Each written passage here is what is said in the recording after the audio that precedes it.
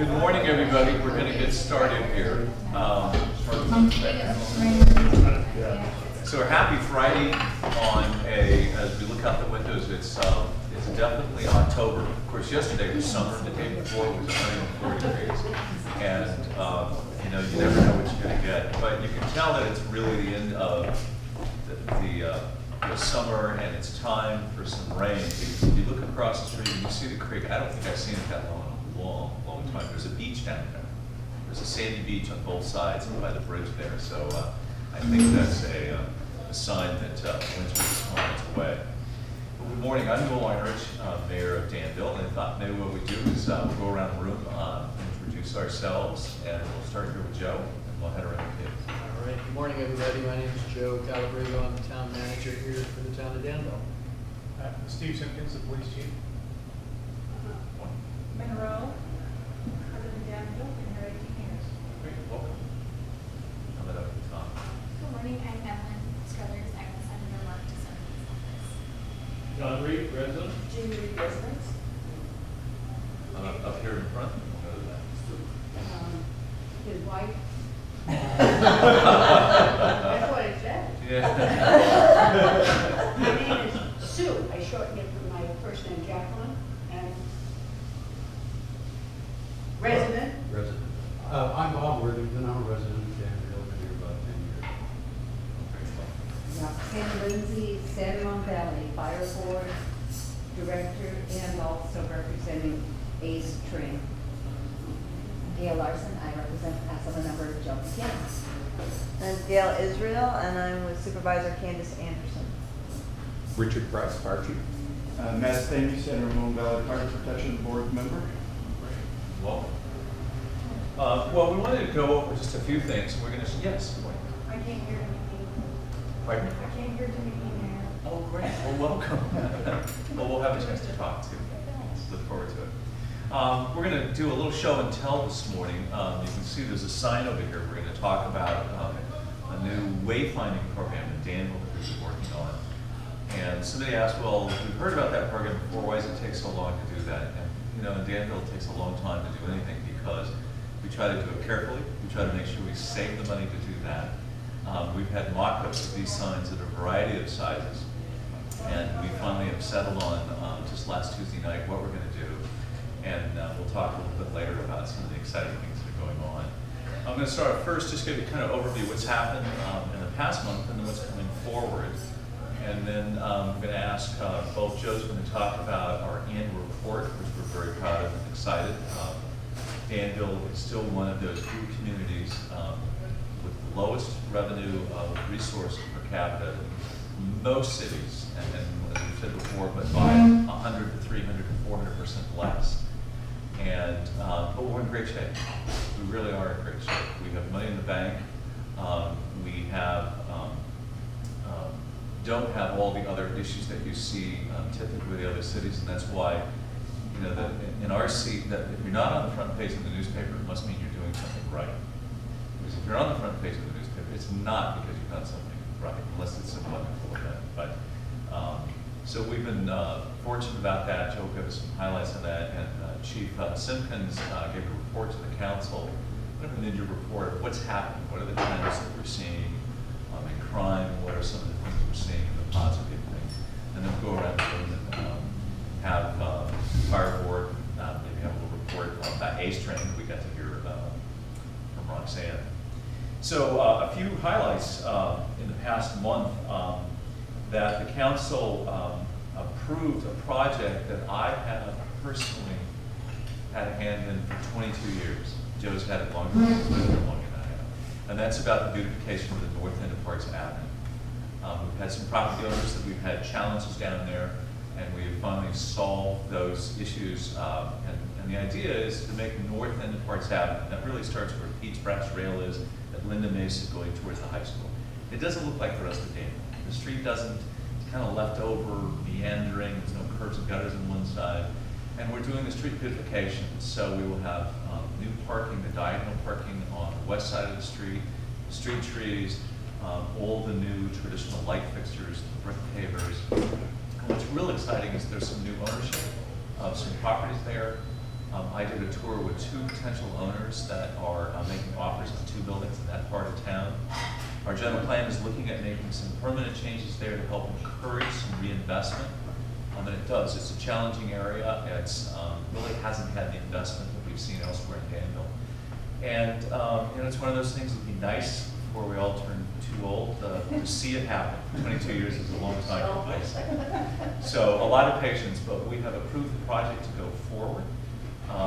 We are just about wrapping up the negotiations with some of the property owners and buying right away from them. And in turn, what they're going to get is beautiful street frontage, and hopefully with the funds that they're getting from us, as you know, Danville property is really expensive. The amount of money they're getting, they can really do a tremendous job to invest in the facades and even encourage them some of them to build a whole new front of the building. Christy James Jewelry was an example of really one of those buildings that used to be at the north end of town, set way back from the curb and gutter. And they had this idea, you can kind of shave the front off. It's like, you know, wearing a mask.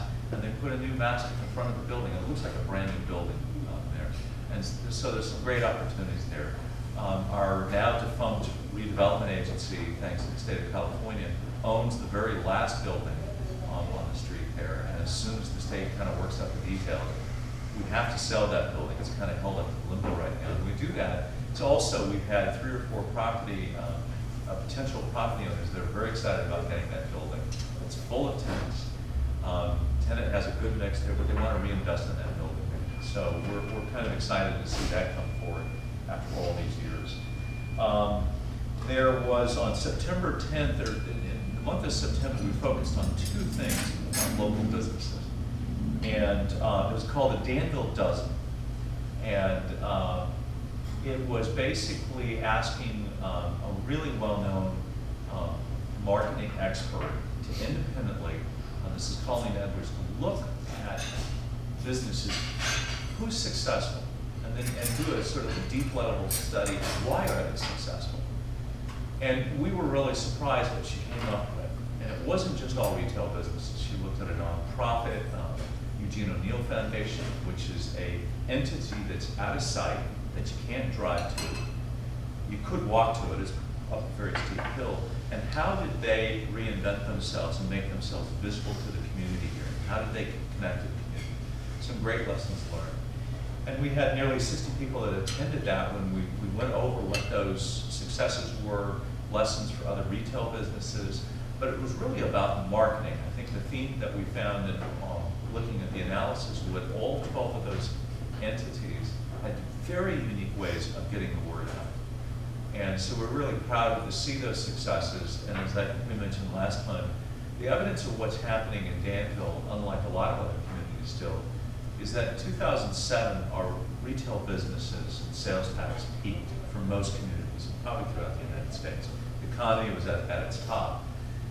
And conversely, a lot of communities dropped rapidly on that. Danville did drop. We dropped in property tax. Sales tax did drop, but not as deep as it did in other communities. And as of this year, our sales tax is actually higher now than it was in 2007. And if you saw the labor report this morning, and maybe all the trends are heading the right way, unemployment nationally dropped to 7.8%. So in Danville, we say it didn't happen by accident. It's taken a lot of work to work with our local businesses through a variety of stimulus programs. They were all done by us. These weren't monies that we received elsewhere. These are things that we had set aside over the past 4 years to try to help our businesses. And having this wonderful, bright, vibrant downtown, and you can see sort of out the window, there's a building that's it's nearly complete. It's a historic building that's being refurbished. It has some residential units that were built with it. Again, trying to get people downtown, create a mixed-use environment. But it's clearly working, and we're seeing some great successes. And another event that we had was, and it was partnered about a week later after our I say Dirty Dozen, that's what it's named after, the Danville Dozen, looking at those businesses, in cooperation with East Bay EDA, Economic Development Association, and looking at really 3 types of businesses. Startups, businesses that have been in for been in business for about 6 months to 2 years, and then what we're called mature businesses. And there was a panel discussion for each one of those individual business groups, and there was probably about almost 160 people that attended this. A general meeting that started off and talking about some of these trends, sharing our discovery and successes with the Danville Dozen. There were finance experts, there were marketing experts for each one of those types of businesses. And going back a few years ago, Danville, through cooperation with the Tri-Valley Business Association, did some surveys trying to find out where are businesses and where did they start. And one of the things we found, and absolutely to our surprise, is that there were more software companies in the Tri-Valley area than there is any place else in California. So your first thought is they're all over in Silicon Valley. Well, interesting, they are here in the Tri-Valley for software. And interesting, the majority of those software companies all start in Danville. So where are they? Well, startup companies are sometimes 2 people or 1 person with brilliant ideas, and as they begin to ramp up. So we have found that they are starting here in Danville, and they might have that 3 or 4, maybe 5 people, and up to 10, and when they get a little larger, they begin to move on. And so the startup businesses that we saw attending this was probably the largest group that was there. So that's kind of exciting. In this economy, I've been in the business for 30 years, and I tell you, the excitement of starting a business, you are blind to the world. The economy might be the worst, and you're so excited that you actually get out there and start spending money and trying to do that. And bless them for doing it. But it was exciting to see those people and to see the partnership with East Bay EDA and getting the expertise there to help local businesses. And I'd say the last thing in business is to note, we've done the success in Danville is done without the national chains. Now, there's a Starbucks and some of those which are wonderful next to our community, but largely, like where we're today, at Father Nature's, these are locally owned businesses. So they don't get the advantage of these big advertising programs. It's all about shopping local. And since really about 2008, going a little further back, all of our emphasis is getting people to shop local. And truthfully, it's worked. And when you look at the statistics from other communities, and the more successful we are, the nicer downtown's going to look. You're going to see Danville Chocolate's probably one of the most successful locally owned businesses. That's something that could turn into, it's so successful on the model, into a national chain. But we're really excited. We're sitting in a room today that we couldn't sit here last month because they were renovating this place. Renovation is about reinvesting in your business and trying to help make it more successful. So we're really proud to be a part of helping local businesses do that. We had some great events. Danville Dlegance, which benefits Parkinson's Foundation, also Michael J. Fox Foundation, who has Parkinson's disease. 2 extraordinary people here that have raised, literally, I use the word now in plural, millions of dollars. They raised over $350,000 over a 2-day event. There was a dinner the night before, on Saturday night, and on Sunday the 16th, Danville Dlegance, downtown Danville, classic cars. It's not like it's not the same type of cars that we see in the hot summer nights car show during August and July. There's a lot of Ferraris and exotic cars there, classic European cars. And Christy and James Edlund and Christy James Jewelry are the 2 that really put this event on. And when we look at all these events we try to do, even though they might be fundraisers, they're really to get people downtown, explore, discover our businesses.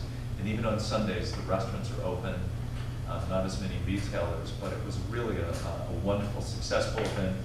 Those types of events are easy for us to do from a policing point of view because they're during the day. And the type of folks that come there are really mostly our local folks and a great benefit to our restaurants.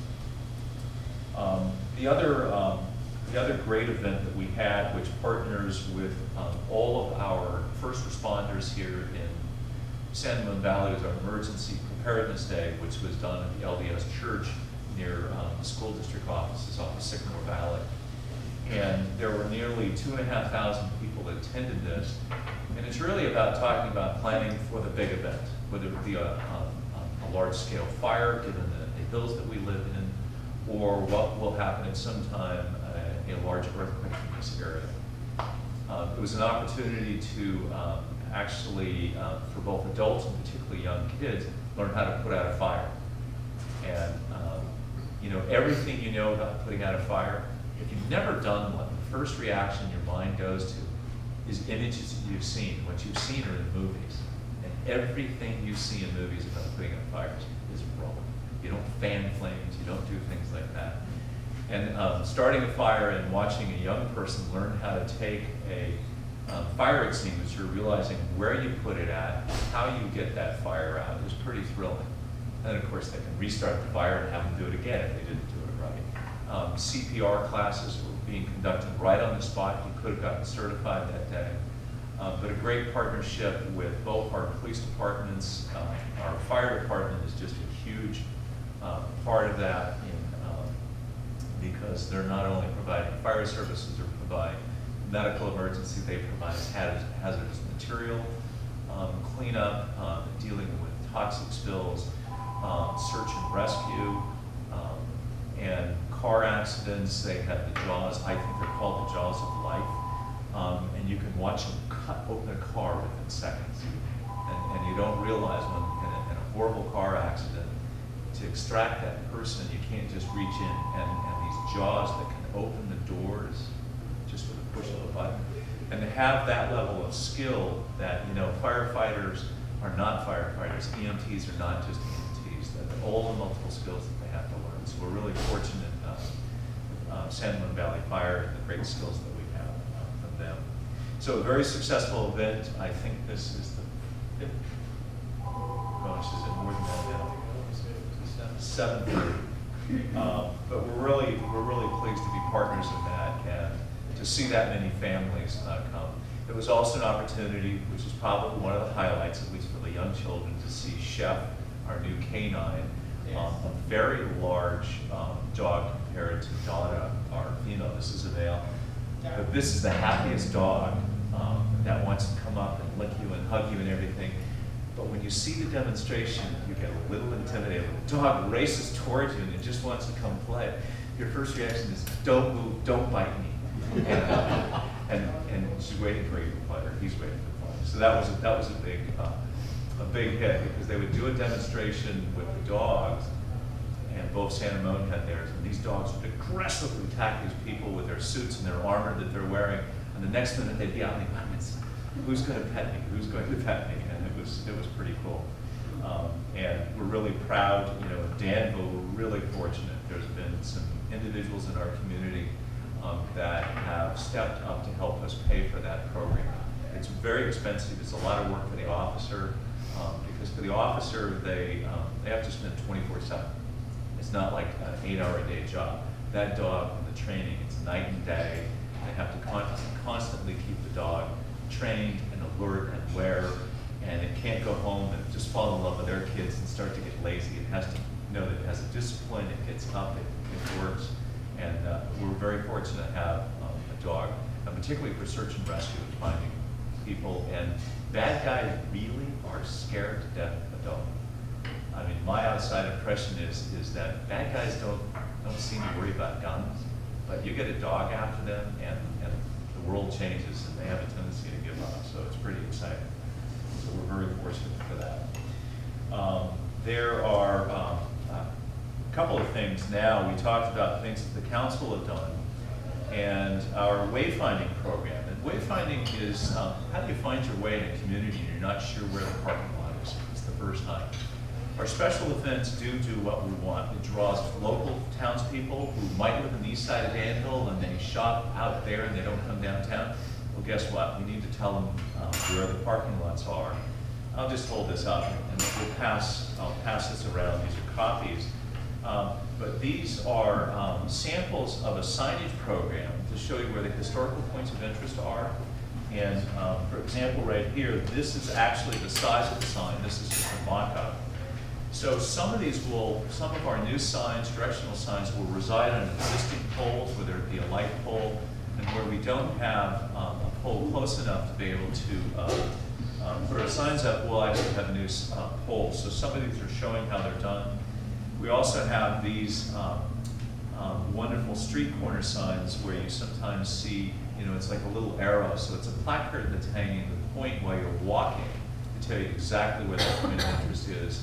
So if you might be having dinner and you're gonna go to the Village Theater to watch a play or see a comedy show, you're gonna be able to know where that is.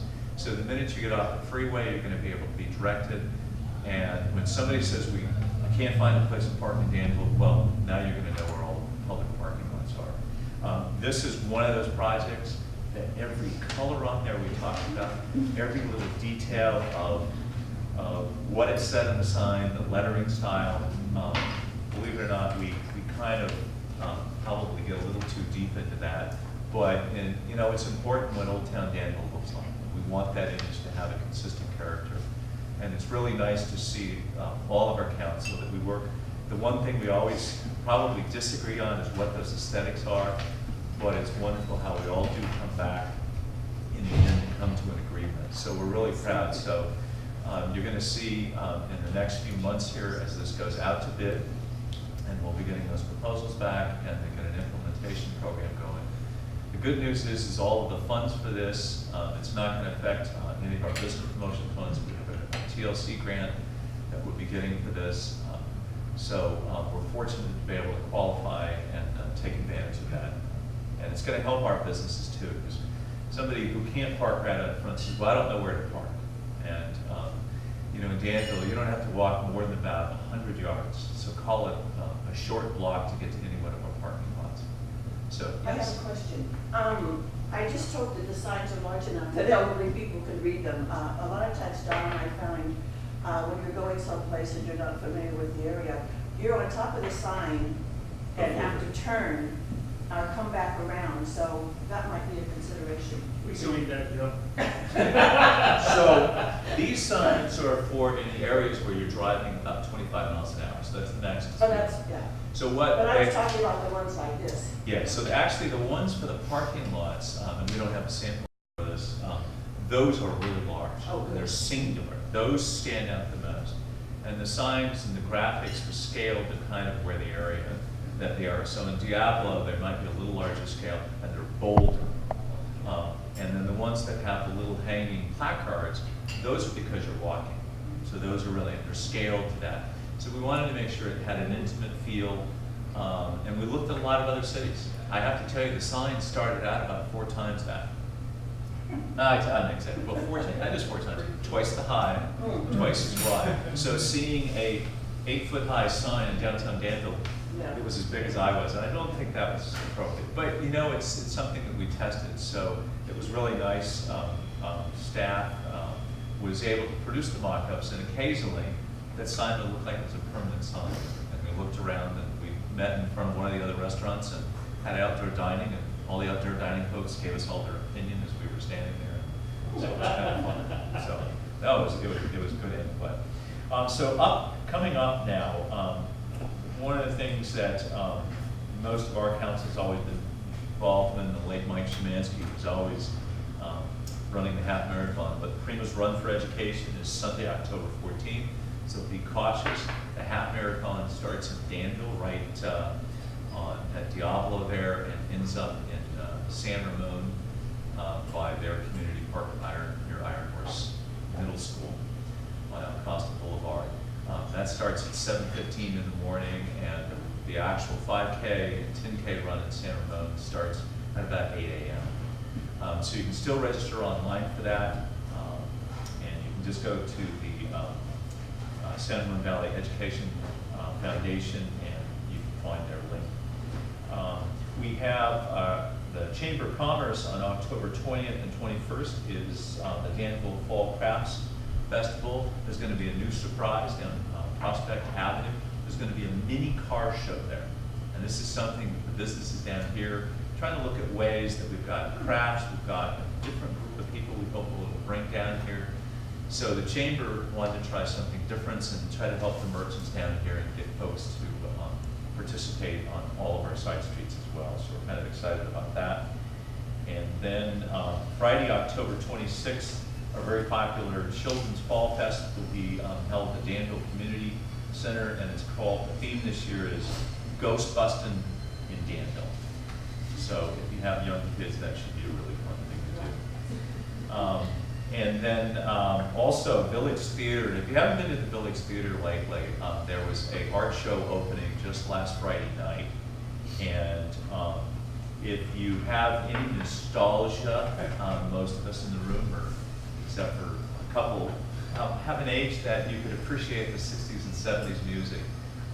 There is a photography show there that is just extraordinary. It's on some of the most famous musicians, some that are not living. There's photographs of Jim Morrison and the artist, which I gotta look his name back up. Oh, James Fortune, an award-winning photographer, is sharing some of his most extraordinary photographs in the gallery there. There was about 120 people who showed up for Friday night on that event. It's open, it's free to go to, but if you happen to be going to the Village Theater and you want to watch a movie or something, there's a series of classic movies starting off with Alfred Hitchcock's The Birds, and there's always a discussion that goes along with that, and that starts, it'll be on Thursdays, and the first one will be on November 1st. The movie costs $5 to see, and there are all the great assets you expect to see in a movie theater. It has a great sound system, it has a beautiful screen that's there. Everybody has a great sight line in that, and there's always wonderful refreshments and things there. So for $5, you'll have an absolutely wonderful time. So that's kind of what's been happening around in Danville, and I want to maybe turn it over to Joe and talk just a little bit about our annual report, and also share this with you. It's an extraordinary document that takes an incredible amount of time to go through. Joe? Well, thank you, Mayor, and it's my pleasure to take a couple of minutes and highlight this. But I did want to dovetail onto what the mayor was saying with respect to the wayfinding signage program and some of the other things that have been going on in our downtown, because you know we talk about some of what we perceive to be the larger, more significant projects. At the same time, there are a few other things going on that you may have noticed or you will be noticing. So I know that we've received a lot of feedback over the last several months about the stamped concrete sidewalks, or excuse me, crosswalks that have been installed in about 7 different intersection locations throughout the downtown. Those have been very, very well received. That was the first phase of that project, so we'll be doing more of that. If you've walked or driven through the downtown since the end of June, you might have noticed that along Harts Avenue we changed out our street lights, and we've gone from the old-fashioned lights to the LED lights, these light-emitting diode type street lights that they use less energy, but they cast a different type of light. They are providing better lighting than what we had before, so that's another improvement.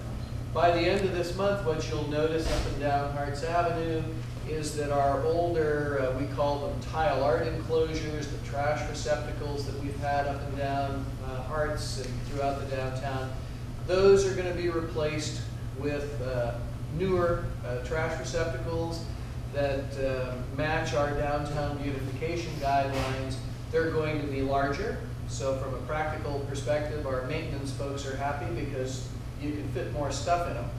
And they're going to be paired up with recycling containers, not in every location, but in a number of locations. So you'll see those going in by the end of the month. The mayor talked about the wayfinding signage program, and then the last piece of that is that council has approved a bicycle parking master plan, and so you'll see within a few months bike racks being installed in selected locations throughout the downtown so that it becomes more convenient for individuals and families who want to ride down on a Saturday morning, a Thursday evening, whatever. They won't need to be chaining their bicycles up to all of the utility poles and the fences and so on and so forth. So those are a few more of the things that we have coming within the downtown area within the next very few months. So I'm proud to share with all of you the annual report that's hot off the presses for our last fiscal year, the 2011-2012 fiscal year. And I'm not going to go through it with you page by page, but I want to tell you that what we've done for the last several years is we've worked together to put together what I would characterize as the town's report card for the end of the fiscal year. So what are some of the things that went on and were accomplished within the fiscal year that ran from July 1 of 11 through June 30 of 2012. So up at the very front of the report, there's a message to the community from our town council, and then as you go through it, the report contains all kinds of highlights about projects and activities that went on over the course of the last fiscal year. Some of the special events that set our community apart and make this such a special place.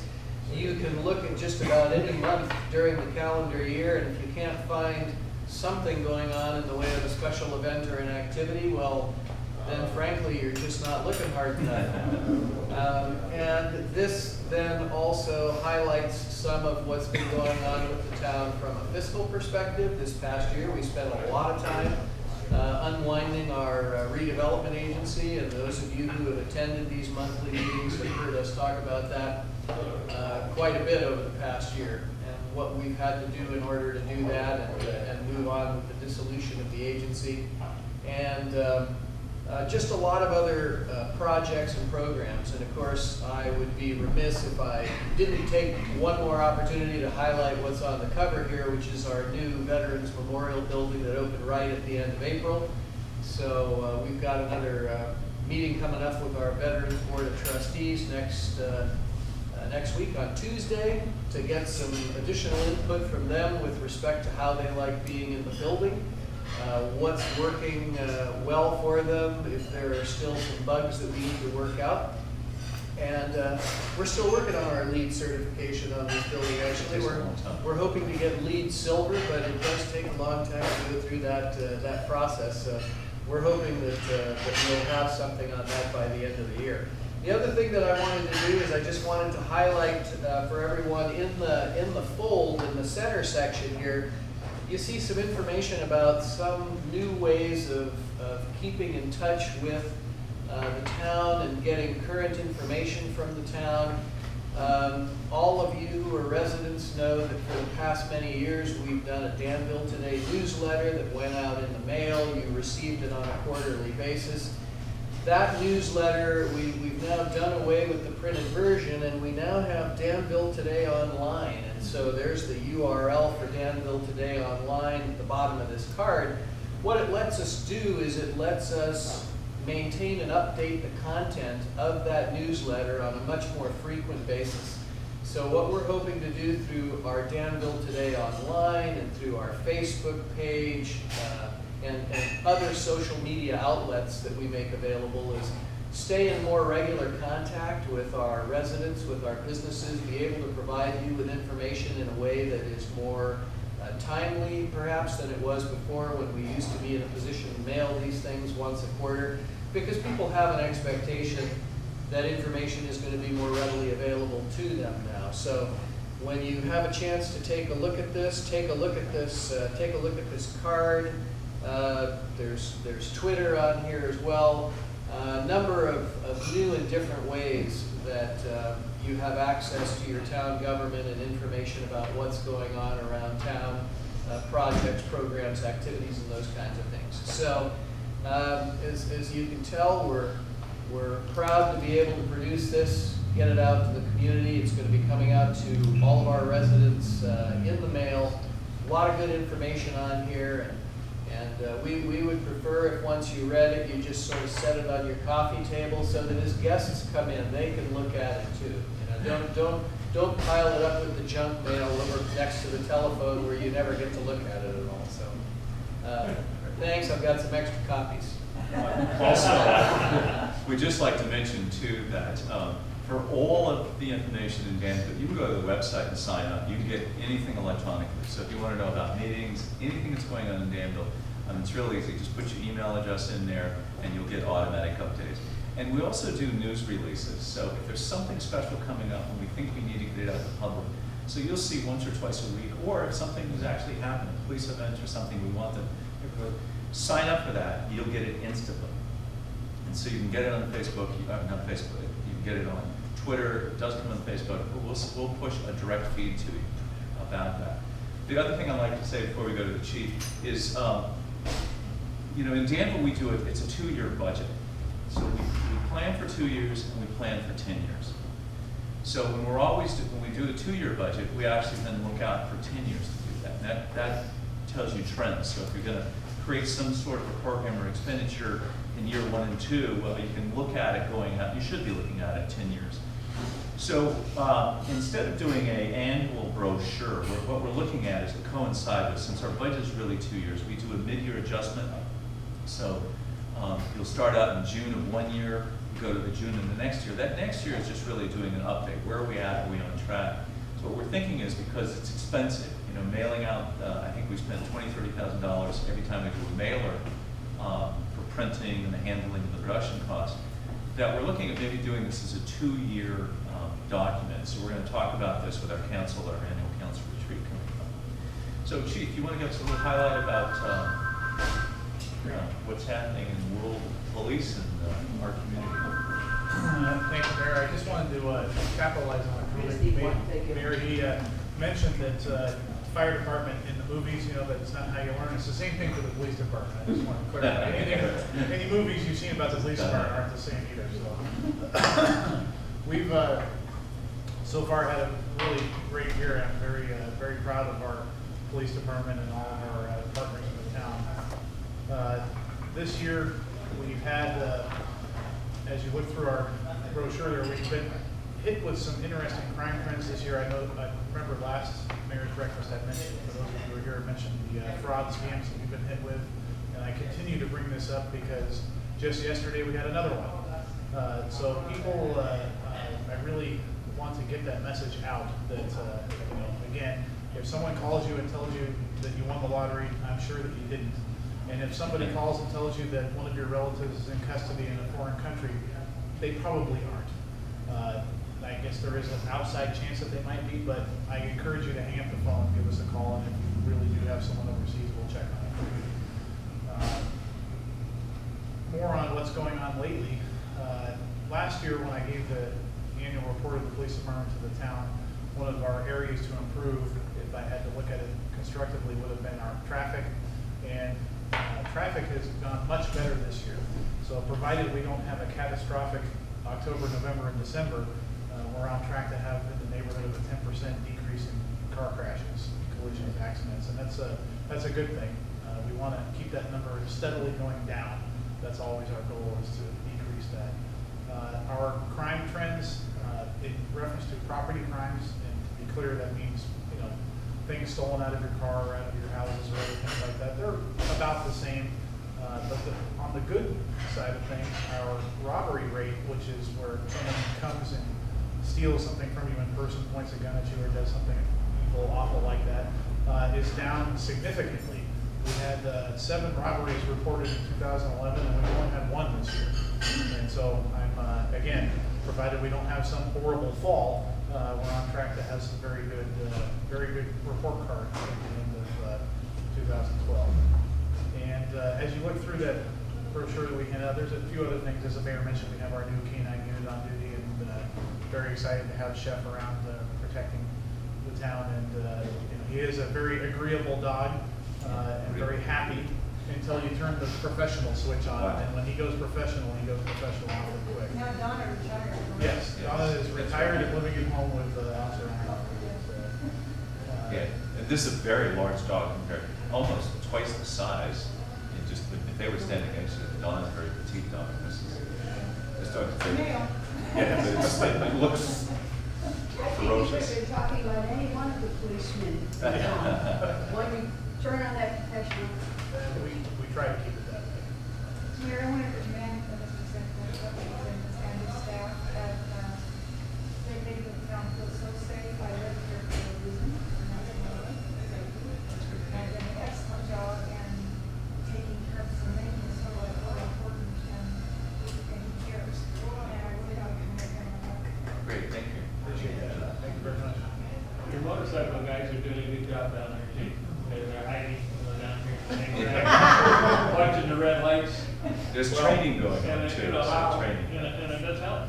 Yeah, appreciate that. We try to do the best that we can, and we appreciate your support certainly. And as the mayor mentioned, we are in the process of training some new motorcycle officers as we had some promotions and changes. And so you may see a few more temporarily, but that's part of their training program. Our police department, especially given the size of our police department, does work very hard to keep our citizens and our businesses safe. But of course, no discussion about police or public safety would be complete without reminding all of us of the steps that we need to take to help them do their jobs and be vigilant. If you see anything out of the ordinary in your neighborhood, if you see something that doesn't look right, that looks like it shouldn't be there or shouldn't be happening, pick up the phone, call our police department. Please, please make sure that as you're traveling around town, parking your cars, the chief will tell you that one of the worst types of crimes that we continue to have in town are just folks who don't think when they get out of their car, they'll leave a laptop, a purse, a wallet, an expensive pair of sunglasses. It doesn't matter what it is. Don't leave valuables in full view in your car. Take an extra few seconds, throw that stuff in the trunk, put it all away so it's not there as a target for people who might be coming in and out of town and looking to blow through a neighborhood. And the same thing, although in terms of crimes against persons, this is a very, very safe town. You know, be mindful of where you are and where you park your cars at night. Look for where the lighting is. You know, if you're going to be walking around at 2 a.m., don't be doing it by yourself. I mean, these are all things that I hear because my daughter is a junior up at Chico, and she lives in a neighborhood that's not the greatest up there, but it all applies here as well. You know, we want to keep you as safe as we absolutely can with our police department and the cars that we have out on the street, but we want you to be vigilant of these things and mindful as well so that you help us by keeping yourselves safe at the same time. My girlfriend and I, we always walk down here at night about 8 or 9 o'clock for our walking the dog. All four of us come down, and it just feels so good because I know some friends I know cannot do that where they live. They can't go out at night, they can't go down safely here. So this is my town to live in. So there's one number I want you all to write down, and put this on your cell phone. Just remember, as Joe said, the chief always reminds everybody, if it doesn't look right, call the police. So if you just, because it probably isn't, and I'll tell you a story in a second how true this is. But on your cell phone, you know, if you dial 911, it does not go to the police department or the sheriff's. It goes to Vallejo and Fairfield. For CHP, it can take you 15, 20 minutes sometimes to get through that phone tree. So 820-2144. 820-2144, that's area code 925. That will take you right to the dispatch. So it's like calling 911 without having to dial that. And you have to have that on your cell phone. And please don't hesitate. Here's an example. So if you're out, now you're out at a nice time of night, Yes. but there are people in Danville out at 3:30 in the morning. And a lot of people out at 3:30 in the morning are not necessarily the people that probably live here and might be doing bad things. But to tell you how our officers respond, there was a car. The car was kind of not looking that great. It happened to have a tail light out. It was 3:30 in the morning. The gentleman was wearing a pull-down stocking hat over his hat, and he got stopped. And two officers responded at 3:30 in the morning. I said, "What are you bothering me for? What did I do?" And they said, "Well, your tail light's out."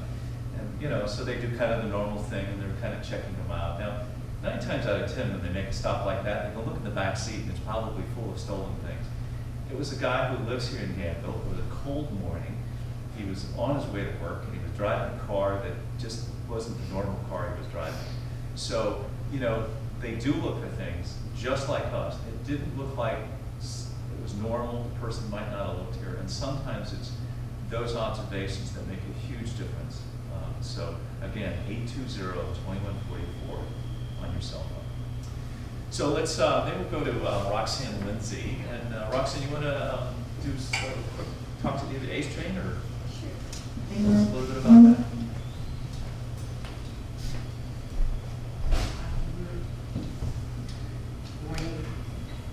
Ace Train was a startup 20 years ago, I was thinking about that. And just a couple trains running.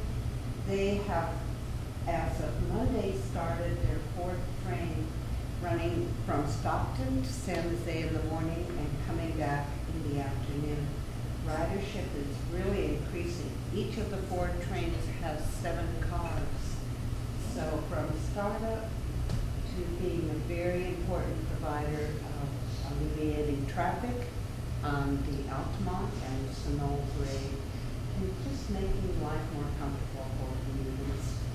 Great. And one of the things that Roxanne had mentioned when she's at our council meeting, and when you look at public transportation systems, fare box recovery, it's how much actually people pay to get on there, is sometimes fairly low, 8 to 12, 15%. It's interesting, Ace Train is one of the few, it's 40%, which is really, really very successful, and it just shows the ridership of how well it is. Matt Stamey, one of our fire board members as well. Matt, anything you want to share with us? Or? Well, the first thing I was going to mention is kind of an addendum to your talk on the Chamber of Commerce Fall Festival.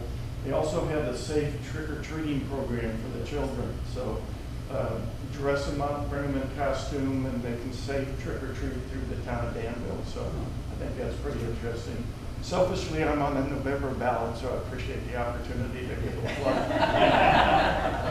Well, Matt, thanks for your service on the fire board, as well as, we should just to mention Roxanne Lindsay, who's been, many might know this or not, but she's part of the Wiedemann family, and this family's been here for 140 years. And Roxanne has served for many years in the fire board and chosen, I shouldn't say retired, she just decided not to run for re-election, and some people would say she's retiring, but she's obviously involved in a lot of other things, so thank you for all your years too. So, Rich Price, our fire chief, anything you want to add, Rich? A couple things. I'll just remind everybody that tonight at the Monta Vista Cal game, which ought to be a good game. Cal's 5-0 and Monta Vista's 4-1. We're going to be teaching CPR at halftime. So if anybody is at the game, wants to come down and learn CPR, that's an opportunity.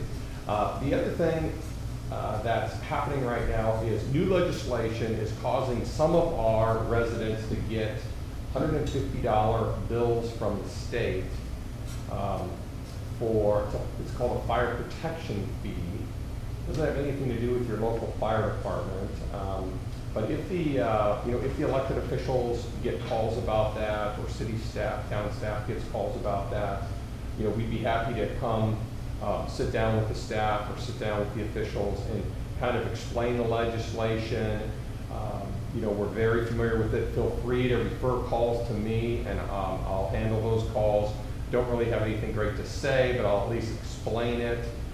These are homes that butt up against state lands and state responsibility areas. We have a lot of them in Alamo and some in Danville and Blackhawk. These are near open areas, open space. We're getting a lot of calls on it, and a lot of people are unhappy about it. We or town staff, so that they're at least familiar with it, but just feel free to refer those to me. Right. And also, I think tomorrow, starting at 11 a.m., is the 100-year celebration, 100-year anniversary of our fire district. I think it's in station 34? 34. 34, which is on Alcasta Boulevard by Iron Horse Middle School in San Ramon. I don't know how it's open to the public. It is open to the public. There you go. Okay, but 100 years, that's pretty extraordinary. And one of the first fire stations, as it was a volunteer fire station, like most departments started, was just around the corner. And I think Norm's Place and Rising Loafer and all that, you can see the old archways, that's where the fire trucks used to be. You can see how small the fire trucks were back then. Yeah, and as Joe just mentioned, there's a plaque there commemorating that, so that's great. So, yes, thanks, Chief. Gail, anything you wanted to share? I'm sorry, two Gails. Why don't we go in the back? We'll go to Gail Israel, then we'll come to Gail. I did want to mention that during the Danville tree lighting, right before the tree lighting, Supervisor Anderson's having an open house. Our office is right Good across location. from the tree lighting. In fact, the grassy knoll where they set up the staging is right adjacent to our office. So we will be having a little open house prior to that, so please come over and see the office and meet the supervisor if you don't know her already. Great, thank you. It's November 23rd, right? It's the day after Thanksgiving. Yeah. That's the easiest way. It starts just around 5 o'clock, the festivities start and go till about 8 o'clock. Great. Gail from Simply Women Joe Buchanan's office. I just wanted to remind people, they didn't know that it's now possible to register to vote online. Yes. So, you know, people who aren't registered, their kids who have recently turned 18 or are about to turn 18, go online on the Secretary of State's site. That's great. Thank you. And Emma, anything you want to share with us from Senator Marcus Olney's office? Yeah, so thank you, Gail, for bringing that up, because I think that's pretty exciting that you can register and vote online. I'll just give another quick update on transportation. I guess we don't have Bart Group here yet, but they are doing the E-BART extension from Pittsburgh Bay Point Station out to Antioch, and they're breaking ground on that this morning. So that's very exciting. Great. And E-BART is just it's less expensive. Basically, it's a bus system that's in a dedicated pathway versus building heavy rail. It's a lot more cost effective. Does mean you have to transfer when you get out off to that. But boy, for Highway 4 area, the congestion there is equal to or as bad as the Altamont Pass on 580. Thank you, Lisa. So that is kind of wraps up for the month here. You know, as somebody mentioned, please vote. This is an important election in a lot of ways. There are a lot of statewide issues. I will just put one plug in for locally. There is Measure D, and it sounds familiar because it is. I know I served back in 1998 on a committee that was got together community leaders, people who were against school bonds, people who were for school bonds. And what we tried to craft was a way to create a bond measure to reinvest in our community that we could get enough consensus. In those days, it took 2/3 majority, very challenging to get 2/3 of us to agree what we're going to have for breakfast or where we're walking to. And we were really successful in doing that. There was a Measure A that followed that later. And now, here we are, some 14 years later, it's called Measure D. This is a $260 million bond that's on the ballot. It takes 55% for it to pass. And somebody says, well, why would you want to do this? It's a tough economy. Well, it's actually our responsibility. If you've lived in California a long time, there was a point in time, 34 years ago to be exact, when the state of California stopped funding school construction. It's a long time ago.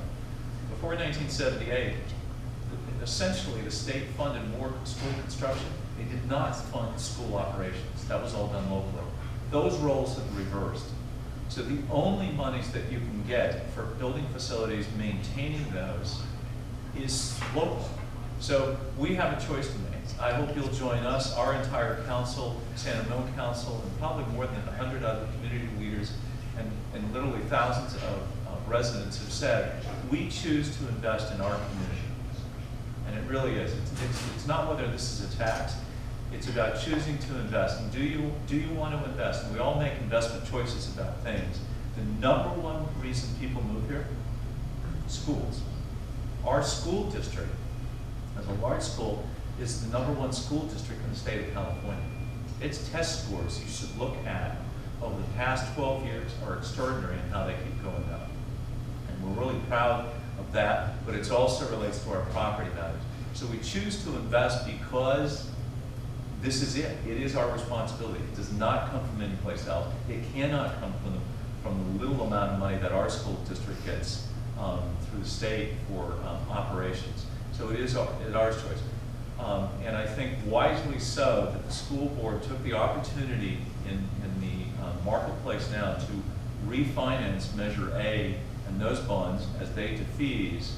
These new bonds, if they pass, will actually start and float, that your actual amount of money that you pay annually will not change. It's the exact same. So there is no increase in doing that. market conditions were just perfect to do that. And I think that they've done a really good job.